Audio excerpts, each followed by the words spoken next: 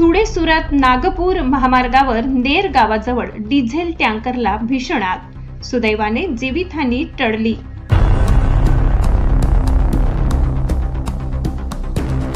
धुळे सुरत नागपूर राष्ट्रीय महामार्गावर नेर गावाजवळील मंजुश्री पेट्रोल पंपासमोर उभ्या असलेल्या एका डिझेल टँकरला आज पहाटे 4 वाजेच्या सुमारास अचानक भीषण आग लागली.